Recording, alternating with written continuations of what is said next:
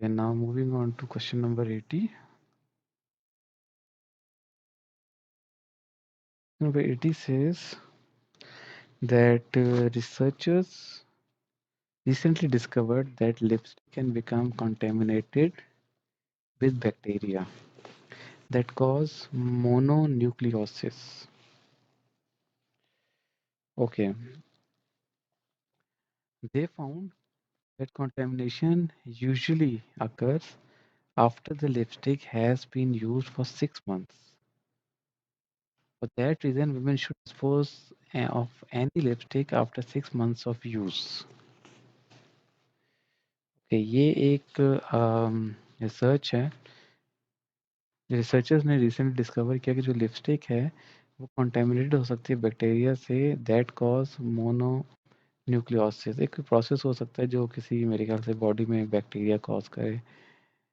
They found कि जो contamination होती है वो नॉर्मली यूजुअली उन लिपस्टिक्स में आकर होती है जो कि 6 मंथ से ज़्यादा जिनको यूज़ करते हो गया।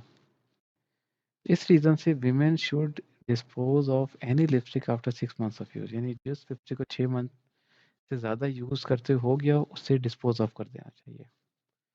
अभी कह रहे हैं कि which of the following if true would most weaken the conclusion of, यानी अगर इन पांचों में से अगर कोई ठीक है तो वो कौन सा है ऐसा ठीक हो सकता है जुमला जो कि जो ये ऊपर इन्होंने कंक्लूजन कहा है कि for this reason women should dispose of any lipstick after 6 months of use because 6 month के बाद ही ये इशू ज़्यादा आता है, यानी ये इशू कंटेमिनेशन का होता है।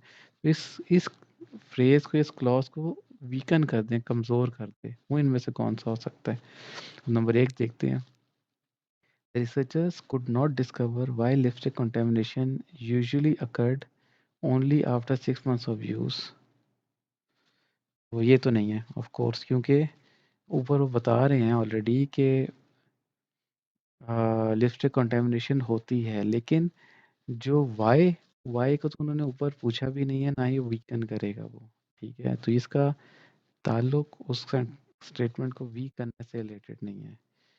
नंबर बी है the researchers fail to investigate contamination of lipstick by viruses, yeast and other pathogenic genic microorganism. ये भी पॉसिबल नहीं, क्योंकि हमने बात की है बैक्टीरिया की जिससे वो उन्होंने रिसर्च की है, तो वो खामखा वो क्यों वायरसेस यूज उसमें इन्वेस्टिगेट करेंगे और फेल होंगे जब एक से हमें पता चल रहा है। तो इस चीज़ का भी ताल्लुक उस क्वेश्चन में जो कंक्लूजन है उससे रिलेटेड है ही नहीं। नंबर सी है the research found that among women who use lipstick contaminated with bacteria that cause mononucleosis incidence of this diseases was no higher than among people who used uncontaminated lipsticks।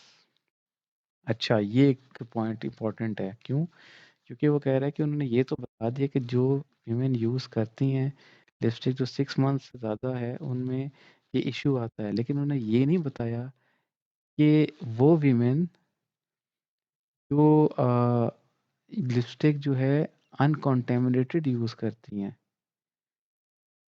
वो incidence जो है उससे कितना higher होता है mononucleosis. हो सकता है कि उस कि इसके हम तो बता रहे हैं कि 6 मंथ के यूज़ के बाद जो है उसने रिसर्च की, लेकिन ये भी तो पॉसिबिलिटी है कि ये उनमें भी हायर हो जो कि अनकंटेमिनेटेड लिपस्टिक्स है।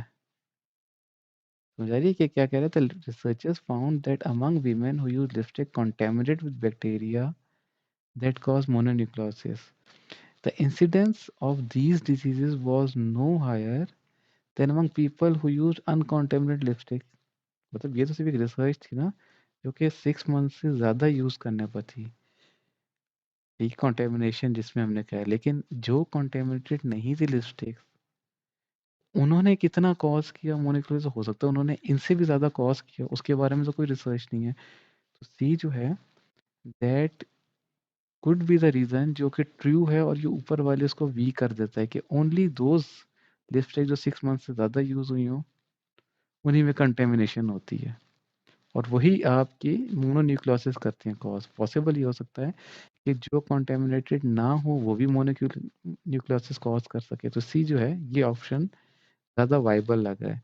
ठीक है, the researchers found that people who wiped their lipsticks clean after each use were as likely to have contaminated lipsticks as were people who never wiped their lips. ये ज़रूरी नहीं है क्योंकि इसका ताल्लुक ऊपर जो स्टेटमेंट से नहीं आ रहा. The researchers found that after 6 weeks of use, greater length of use of lipstick did not correlate with the higher number of bacteria being present. ये भी वो इसका ताल्लुक भी ऊपर वाले से कोई नहीं कंक्लूजन से. तो आंसर नंबर सी जो है वो एक्चुअली करेक्ट है.